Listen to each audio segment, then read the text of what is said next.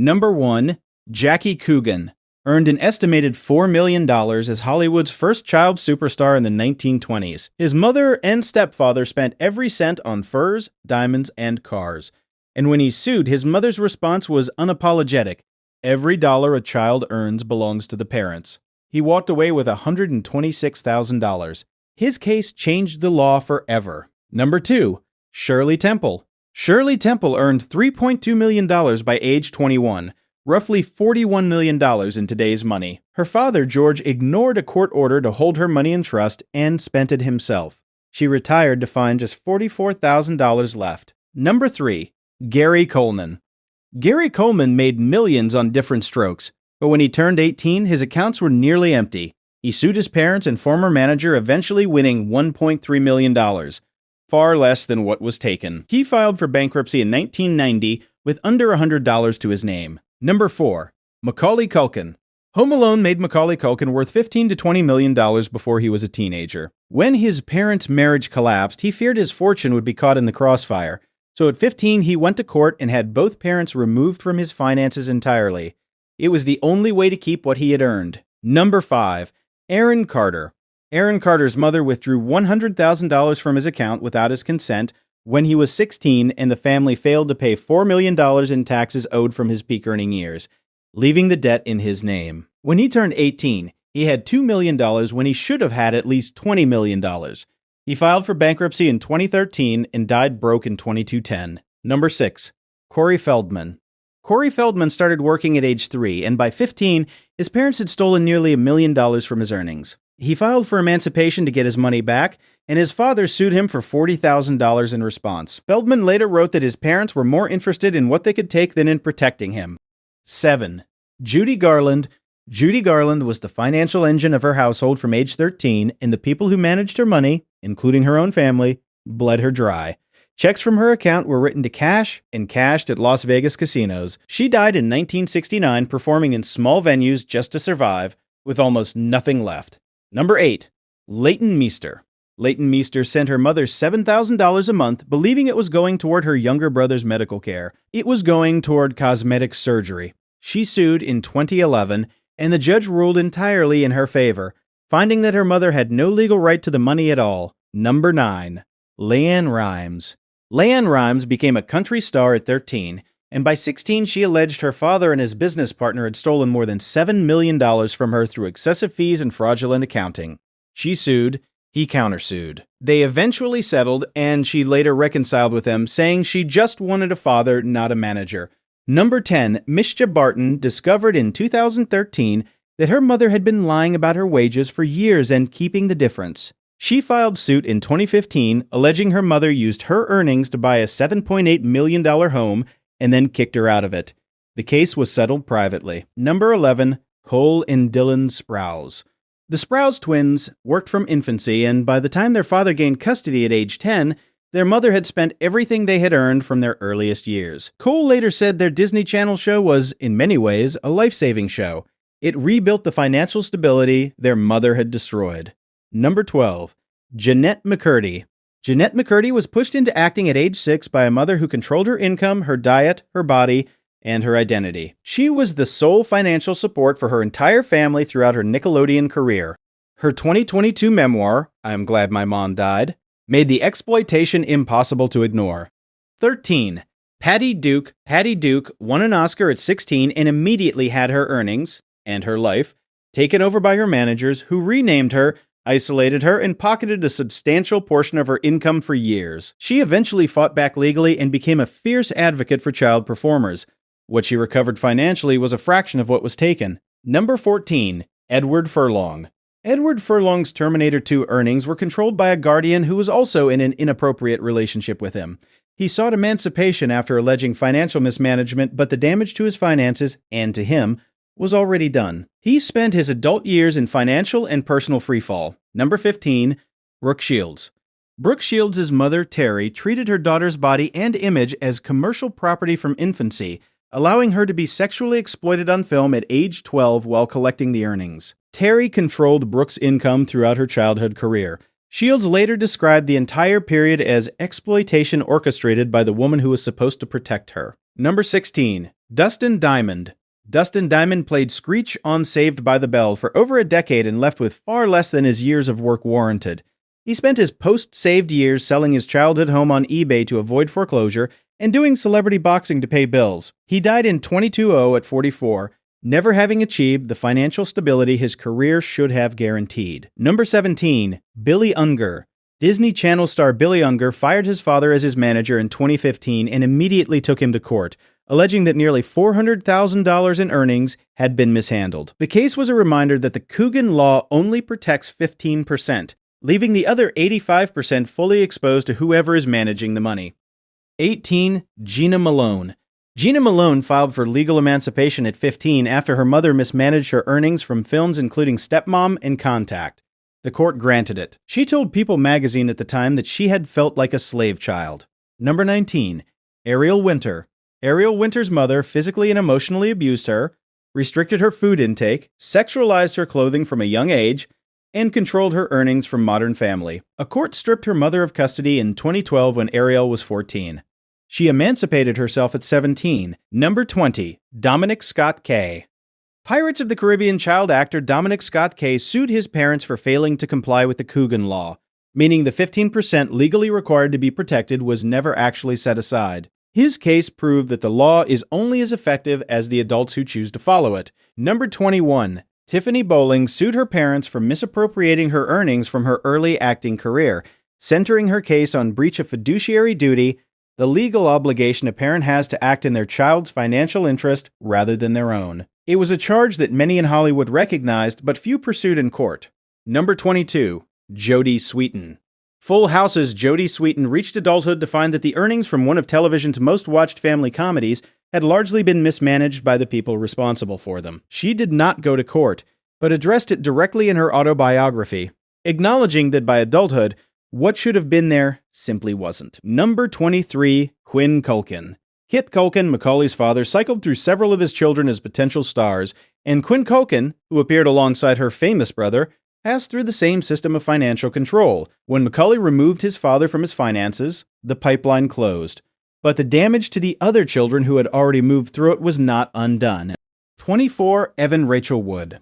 Evan Rachel Wood began acting at 7 with her mother overseeing her career and earnings. She has described the lasting psychological damage of being a household's financial anchor before she was old enough to understand what that meant, and the permanent confusion of having love and exploitation come from the same source. Number 25. Lindsay Lohan.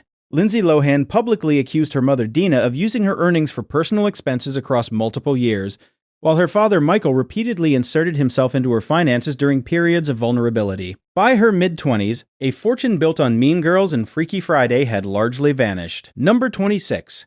Christy Carlson Romano. Even Stevens and Kim Possible star Christy Carlson Romano has been public about the fact that her childhood Disney fortune is gone, spent during her peak years by mismanagement from those closest to her. She has described the grief of reaching adulthood and realizing that the earnings from those years simply didn't survive the people who handled them. Number 27. Adam Rich. 8 is Enough star Adam Rich was one of the most recognizable child faces in America in the late 1970s, but his adult life was defined by addiction and financial collapse. He worked before the Coogan Law had meaningful teeth, and the earnings from his peak years were absorbed by the adults who controlled them. He died in 2230. Number 28. Keshia Knight Pulliam. Keshia Knight Pulliam played Rudy Huxtable on The Cosby Show from age 5, one of the most beloved child roles in television history. She has spoken about the complete absence of financial literacy in her childhood and the degree to which adults around her made decisions about her earnings with no meaningful oversight or accountability. 29. Allison Stoner. Disney's Allison Stoner wrote in a 2021 op-ed that she was never told the work would slow down and that the people managing her finances consistently presented an unrealistically optimistic picture until the money was gone. By the time reality set in, the runway had already been spent by the people controlling it. Number 30. River Phoenix. River Phoenix was his family's primary earner from childhood, with his parents managing every dollar he made. He worked for over a decade across some of the most celebrated films of his generation. When he died at 23, those close to him noted that almost nothing of what he had earned remained. Number 31. Abigail Breslin. Abigail Breslin received an Oscar nomination at 10 for Little Miss Sunshine. immediately making her a significant earner with her income flowing entirely through adult hands. No public dispute has emerged, but the structural reality is the same: a child with no ability to audit or question what is done with their own money.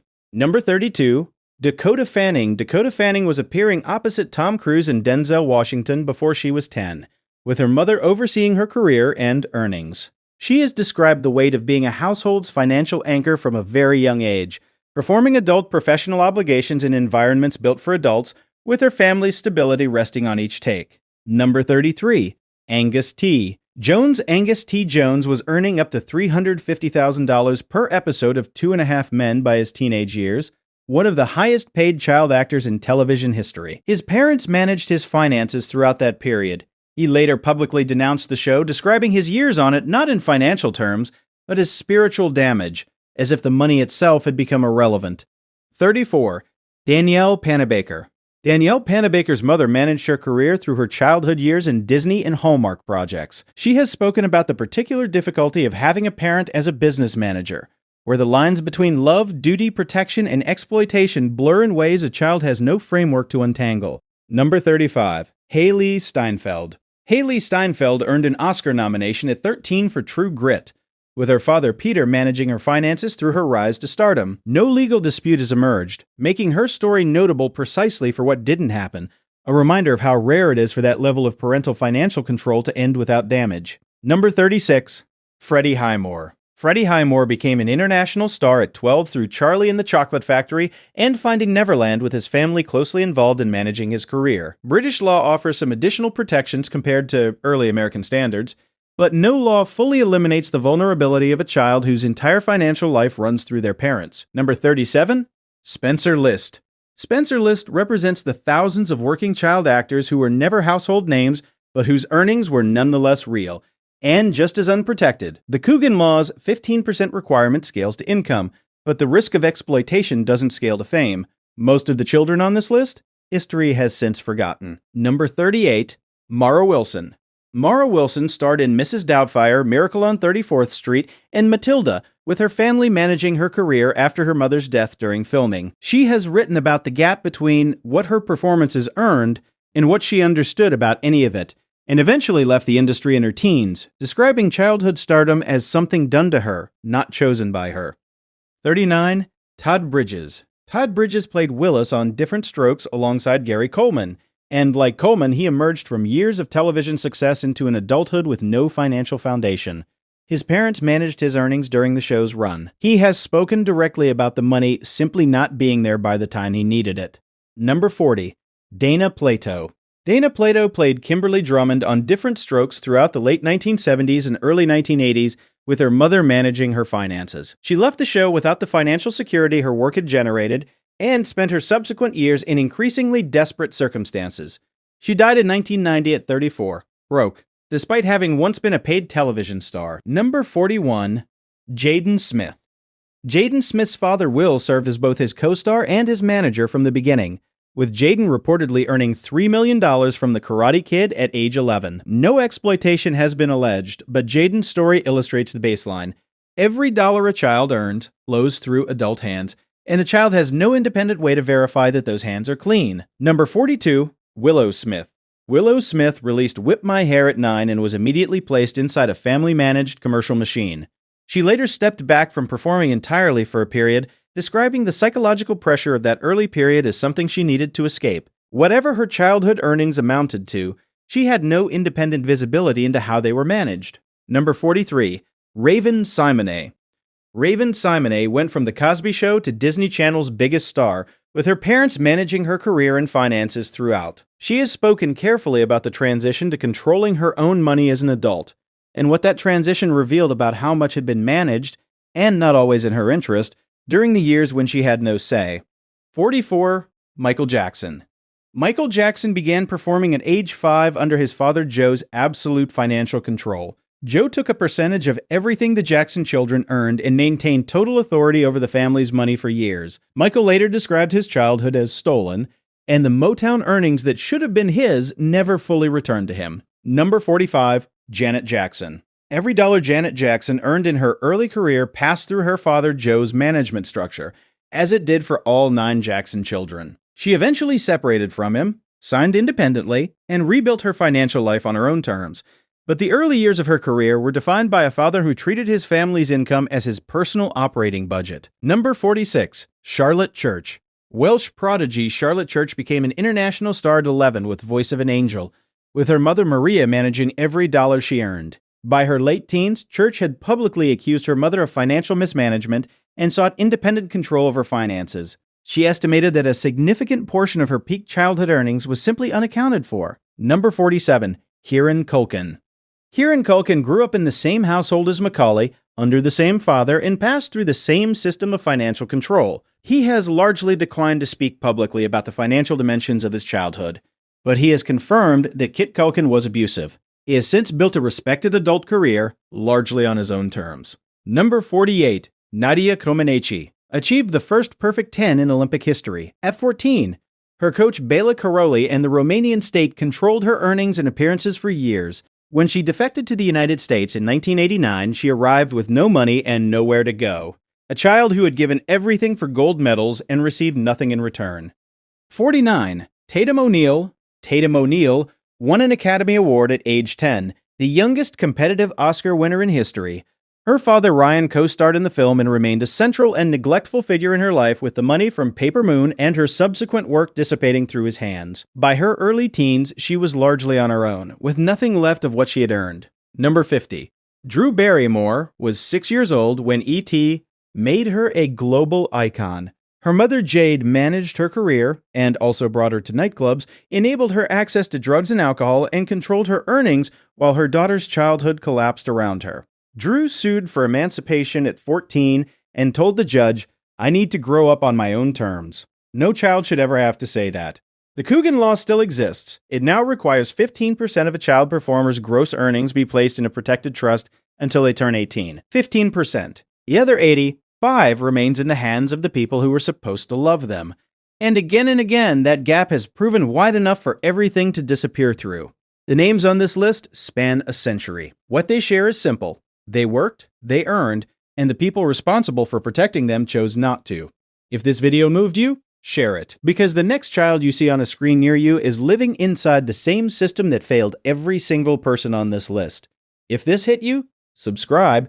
We cover the stories Hollywood doesn't want you to sit with. Drop in the comments which of these 50 shocked you most. And check out our full documentary on Jackie Coogan, the child who changed the law, linked below.